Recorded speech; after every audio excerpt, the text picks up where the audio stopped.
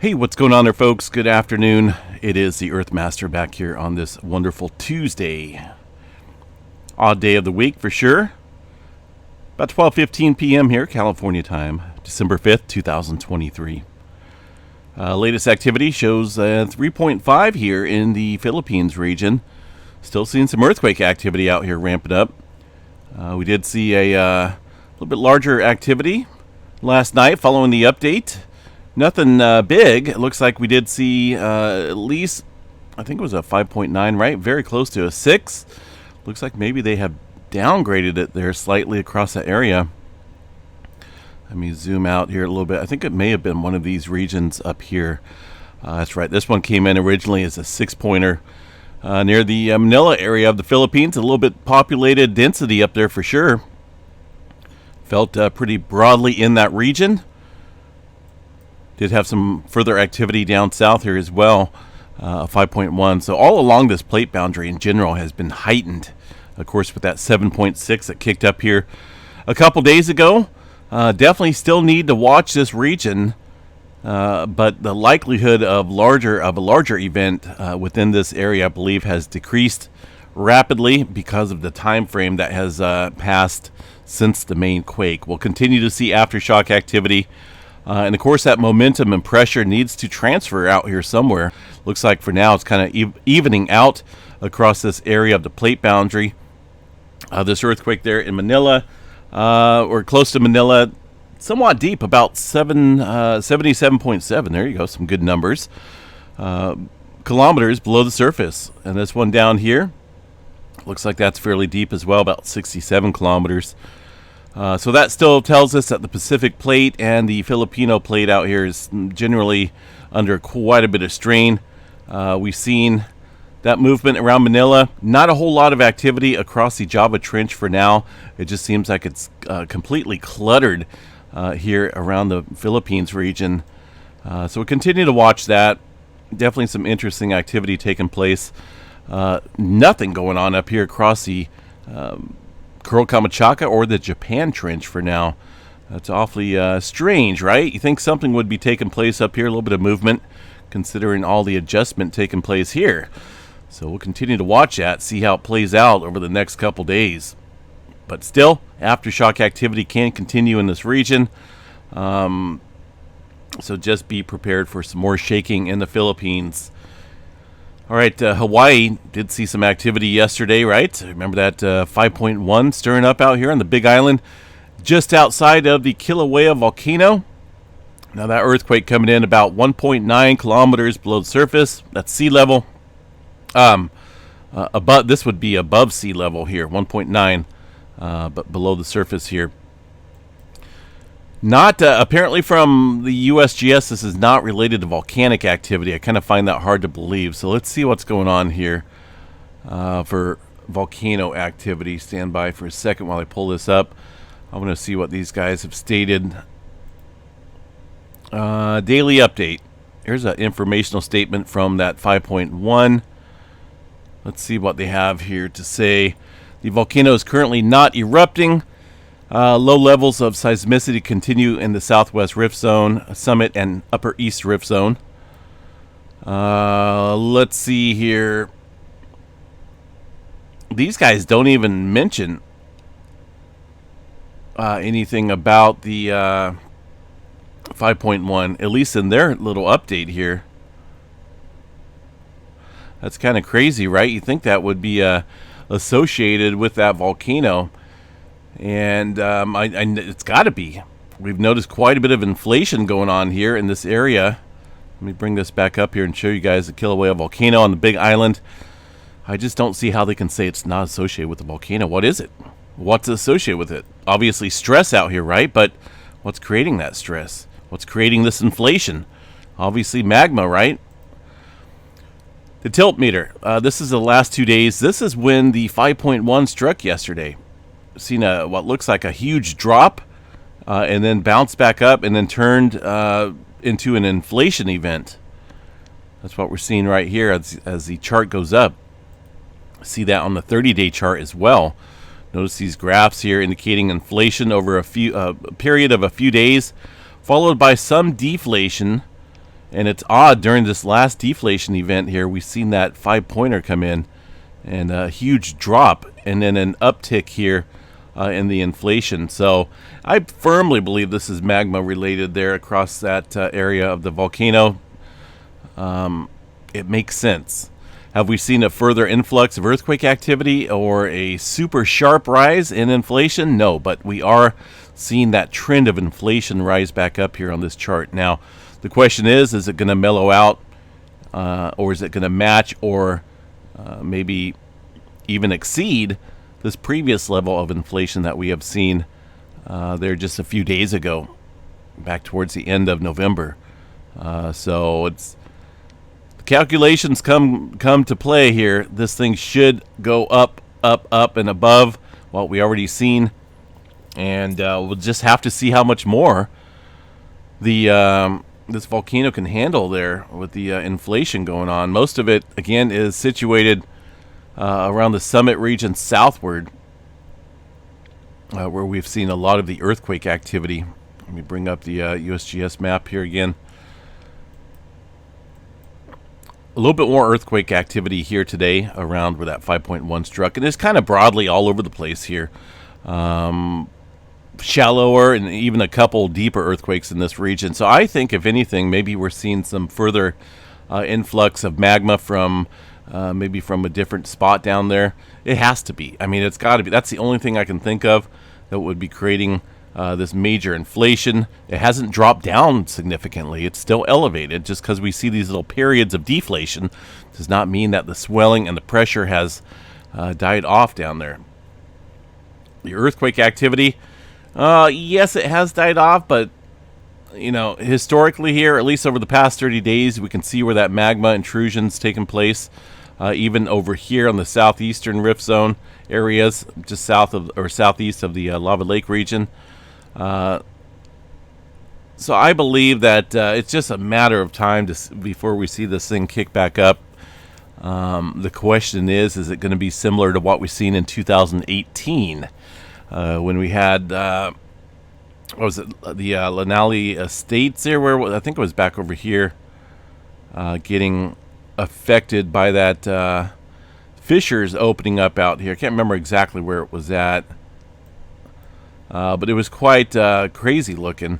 Most of the eruptions here that we've seen recently in the last couple of years have been confined to the lava lake area. It's been filling up this crater area. Kind of see it on the satellite map here. This is from, I don't know when this was taken here, but it looks like it's definitely still filling up. That was, like I said, a snapshot from who knows when. Today's activity, let's see what we got here for the today's movement, or at least the lava lake area.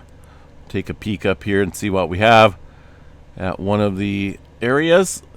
And it's not really the best image. It's kind of the side wall, it looks like, of that lava lake, and it still has a little ways to go. But the thing is, I think it's blocked down there in terms of filling back up. I think we may see fissures open up outside of the zone to the south, where we've seen all that recent earthquake activity, maybe even towards the southeast, where we've seen that 5.1. A look at the lava lake area of Kilauea Volcano. Still a little bit of steam up there. That's natural, right? Volcanic gases seeping up through the extreme small cracks in the ground, finding their way to the surface, but no visible eruption taking place there. It's just another volcano. We'll continue to watch. Iceland, see what's going on up there. If they put out any notice here today. They haven't. Goodness. So the last update was put out on the 1st. They still think that an eruption is possible, according to their data back on the 1st. Let's go ahead and check out the earthquake activity around this region here. See what's happened overnight. Last 12 hours, not a whole lot. Got about 44 earthquakes here around the Grindavik, Iceland area. That includes regions here across this area of the rift zone. A little bit here around the Grindavik area northward. This is where the latest magma intrusion area has been kind of stirring up nerves, and of course a lot of news articles on this as well. Pretty hot topic, but it looks like things are stabilizing here. Not a whole lot of earthquake activity. And I think the longer we go on here without an eruption, the chance of an eruption goes down, obviously. So that's good news for the Grindavik area of Iceland and the folks down there. Hopefully they can repair their town and whatnot. But I'm not seeing anything that looks out of the norm there for now. Just some earthquake activity around that region. Another volcano there. Someone mentioned about this super volcano in Italy. That this is a volcano called. I'm sure a lot of folks have heard about it. I remember reading about this in the past, but I really haven't studied too much up on this volcano. It's a Campi Flegrei area. It is a super volcano, and this thing has basically seen a huge jump in terms of inflation directly underneath the caldera. They're talking about since about 2016, a 1.17 meter ground displacement, vertical uplift here, right smack dab in the middle of this super volcano, and that's about 5 feet 6 inches there of inflation. That's pretty significant if you really think about it. So that bulging obviously is related to magma intrusion below. The area here in the blue around the super volcano in Italy, the entire caldera itself is right here in this dotted line area, and it's about 12 to 15 kilometers across, which is pretty significant, right, for a caldera. It is the largest active caldera in Europe, and it harbors a lot of people. There's a lot of people that live around this area here. The last eruption, it looks like, was back in 1538, after an interval of about 3,000 years. So no guarantee this is going to kick up, but with that type of inflation going on there across that volcano, it's a little on the sketchy side. The volcano remains restless since about 1950 or so. We got about 360,000 people out there. It is a fairly populated region, as you can see. One of these images here on the Wikipedia article shows what looks like some civilization out there around this volcanic field. So we'll continue to watch it. Who knows how long it would take for this thing to pop, but it's definitely of concern because of that uplift that's taken place there in the swarms and the tremors. This article was put out just yesterday, so it's a very interesting read if you want to check it out yourself. It's from the scientificamerican.com site, and it's got about 1.3 million residents there on alert. I'll include it in the update video in the description below. We'll kind of check back on that on occasion, see if we got any new developing situations going on there.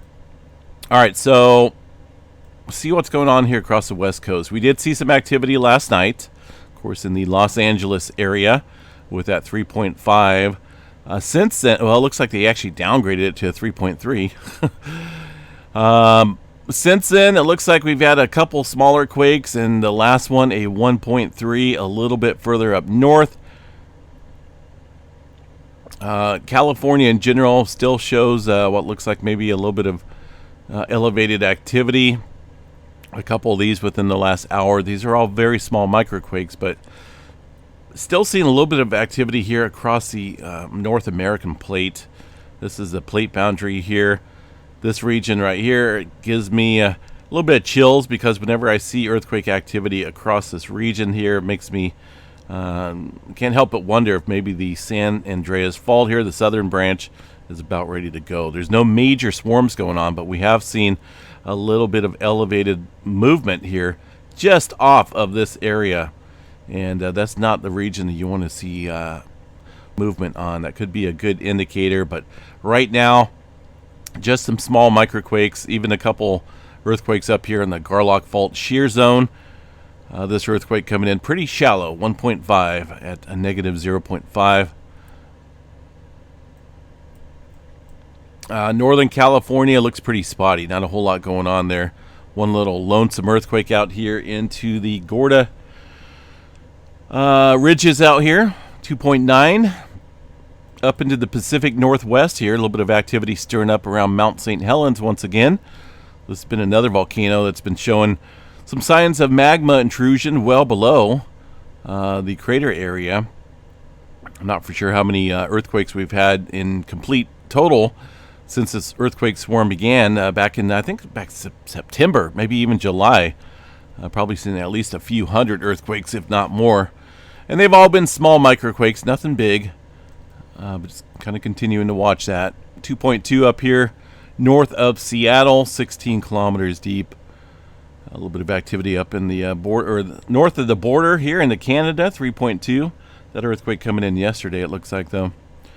Yellowstone, I see some movement up here on the map. So let's go check it out and see what we have.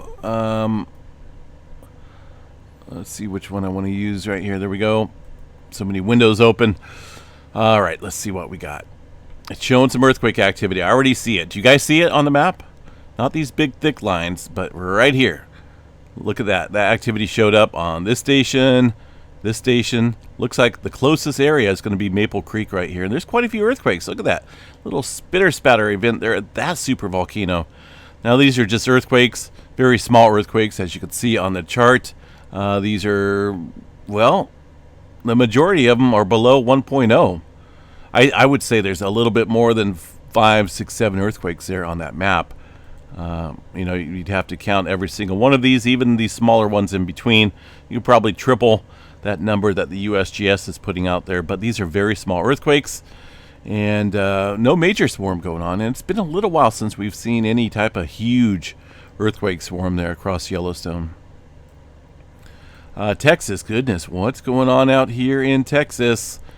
A lot of earthquake activity out there in the oil fields, quite a bit. Real quick glance at the satellite image here. Shows what looks like very close proximity to some of these oil pumping operations out here. I don't know if there's maybe some new ones out here that's not up here on the satellite map. There's one right here. Another wastewater disposal pond. Quite a bit. Even looks like there's some more maybe. Well, it's hard to tell, but definitely something been stirring up out here recently. Hope these guys are not creating a super volcano out here in Texas. The activity has been quite heightened here in this area of Texas for a little while. Look at that. Poke enough holes in the ground out there, what happens? Never know. Might be a hot spot down here nobody knows about, and maybe it's been down there. But yeah, that's a lot of earthquake activity here on the map. 30 days, almost 1,000. Well, just over 700, 725. It's a lot of earthquake activity for Texas. They get more earthquakes in California, right? Let's look at California, Southern California here. Maybe not. Okay. Either way, it's been quite active here in the last couple days here in Southern California. And notice this area right here, this portion of the San Andreas Fault does not get much earthquake activity on it at all. Same for up here across the Palmdale area, but this region right here we have to be very cautious of. And when I see this activity just on the east side of it, that's a good sign here that this thing may be ready to kick up. But for now, we'll continue to watch that there, folks. Nothing going on across the eastern portion of the country. The Puerto Rico area and the Caribbean plate, well, the last earthquake here shows a 3.6 around the Cruz Bay area, about 14 kilometers deep. South America region got one earthquake here off the plate boundary to the west, 4.4, very shallow at about 10 kilometers late last night. We've seen a little bit of earthquake activity out here in the smaller range as shown on the Earthquake 3D globe, but looks like just typical conditions out there in South America. Down into, well, New Zealand's looking a little bit more active out there, so it's not showing it up here on the USGS map, of course. But let's go check out the GeoNet servers and see what's going on out there in New Zealand. These are just the felt reports, weak and above, 2.7. Looks like they did have a 4.0 here. About 74 reports north of Wellington here.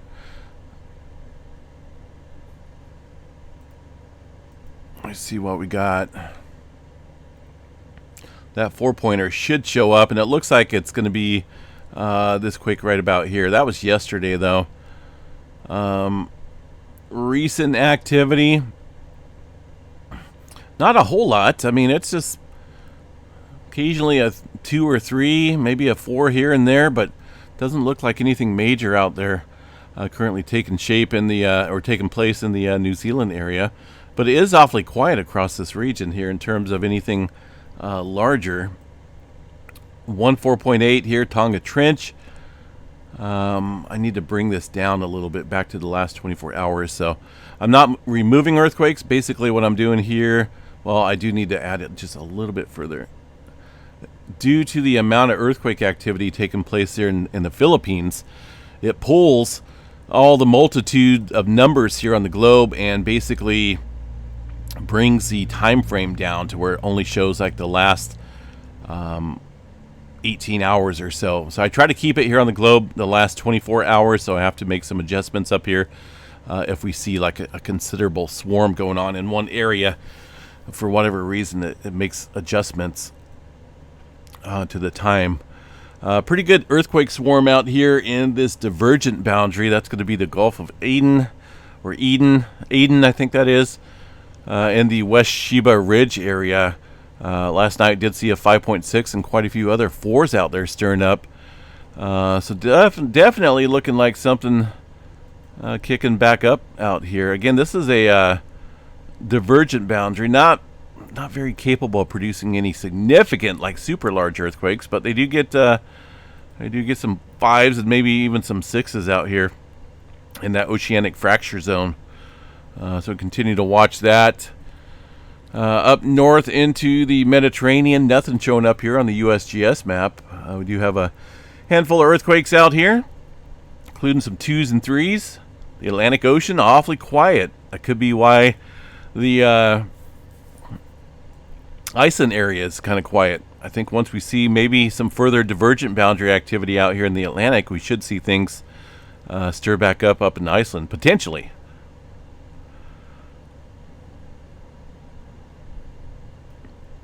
All right, let's see what else we got here for space weather activity. Anything major going on? Well, let's see. Overnight, did see a little bit of sea flare activity here on the chart. Are we live? We are live. It's kind of worrisome there when I key up a website and it misbehaves like that. It's a little weird. Okay, now we're working. Okay, bunch of sea flares, as you can see here on the chart. A lot of popcorn type activity events going on here, and that is due to a couple sunspot regions.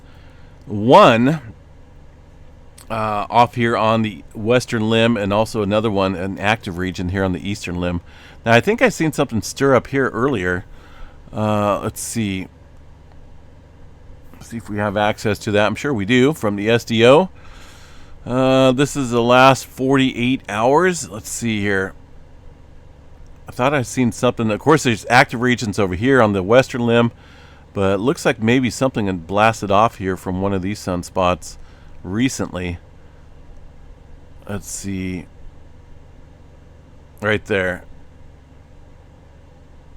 Ooh, look at that arch right there. That's beautiful. Not for sure if there was any type of CME associated with that event. I guess we'll find out. The reason why I say that is because these are basically directed at Earth completely. So we'll have to keep an eye on the forecast, see if anything kicks back up. I don't think there's any maximum or like any type of large potential for flaring. But it is starting to get a couple different cores in here in the southern region. I've been kind of pointing out this region here in the last couple videos.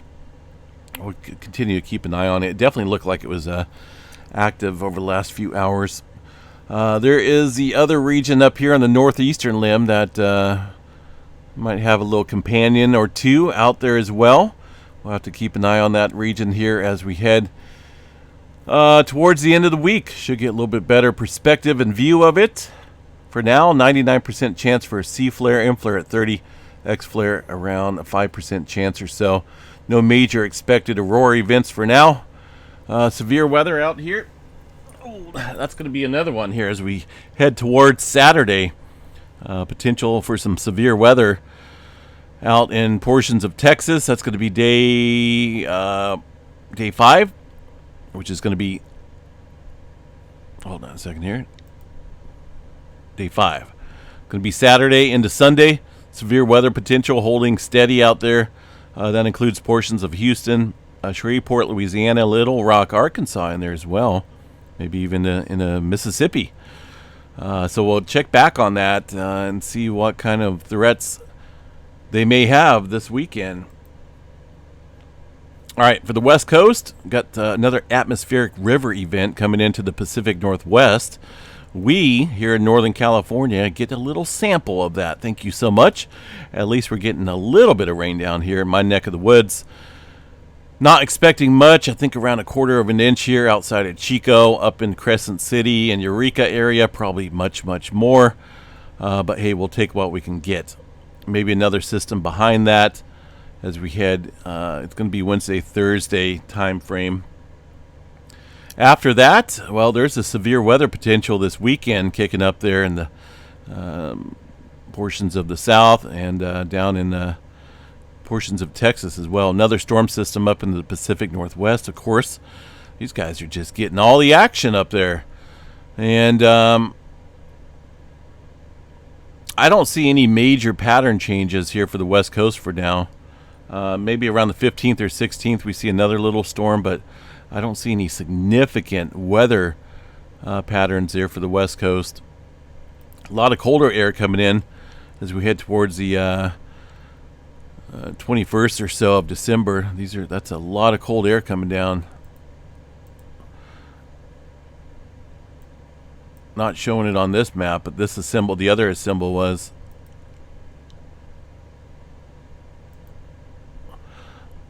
That goes to the 15th. So who knows? I mean, all these weather models are just kind of don't know what to believe.